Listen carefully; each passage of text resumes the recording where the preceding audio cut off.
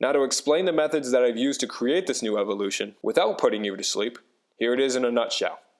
Science plus creativity equals awesome results. And now that I've explained it to you, let's dig in. I started off by asking the basic question, what are we looking for? Well, a Pikachu evolution, of course. But not any kind of Pikachu evolution, of course. We want something new. We want something fresh. We want a Pikachu that is good at digging. In order to create this new digging Pikachu, I had to do a little research. Research on our main subject, Pikachu. We will be looking at the Pokédex entries to see what kind of information that we all gathered. First of all, it is classified as the mouse Pokemon, which gives us a real-life reference, which means that I can connect the behaviors between Pikachu and a real-life mouse. Pikachu also eats and roasts its berries. This proves its intelligence and resourcefulness with its natural electrical powers. They also have cases when they release electricity out of their cheeks when they're frightened. Pikachu lives in the Viridian Forest, in the Kanto region that is. Viridian Forest is filled with bugs such as Caterpie, Metapod, Weedle, Kakuna, and sometimes birds. You have your Pidgeys and occasional Pidgeotos. And now let's dive into its real-life reference, the field mouse. What we know about field mice is that they're omnivores, though seeds are their main component for their diet. They are also very social and they travel in packs. They are nocturnal, which means they are active during the night. Field mice are also shy, but shy by the creatures bigger than them. However, with each other though, field mice can be very territorial, especially males. Field mice also burrow and live underground, so that way their bigger predators can't catch them. Field mice are very strategic. They come up with a plan before doing a certain task. And because they're omnivores, they are also scavengers and foragers. They forage seeds, and they scavenge for decomposing matter. And now we can all look at Pikachu's composite information, comparing it with a field mouse. Pikachu eats seeds, berries, and apparently apples, according to Pikachu's Goodbye. Pikachu live in burrows and travel in packs. Hold on, how do I know that Pikachu live in burrows?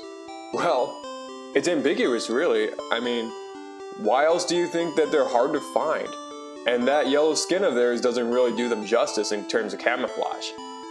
And they're also seen traveling in packs in Pikachu's Goodbye. Pikachu are social, shy, and strategic. And again, Pikachu's Goodbye is another source for me. According to the games and Pikachu's Goodbye, Pikachu are active both in the day and during the night. And since Viridian Forest is plentiful in trees and there's not really much decomposing matter for Pikachu to eat, Pikachu are foragers in this case. We are going to study the Pikachu that live in Kanto, not in the other regions, mainly around Viridian Forest. I thought at first we could advance to the future to give Pikachu new life or a new evolved form. But nobody knows what the future is going to be like environmentally. We are going back to the Holocene epoch, which is around 10,000 BC, a time where agriculture and humanity take influence to the environment. But we're going to go to the beginning of this epoch, mainly around 10,000 BC, because it is the least likely case where deforestation occurs, meaning that all the towns, and Cycle Road included, will not exist. Trees will be everywhere in Kanto region, so towns and other artificial environments won't be an influence in this case. Now that the science is gone, let's get to the creativity part, shall we? And remember, we wanted a Pikachu that can dig. Dig a lot better than the current Pikachu. So, I gave him claws. I granted him whiskers and shrunk his ears for another sensory input. His forearms are bigger to make digging effectively, and for running. He has larger hind legs for propulsion and speed.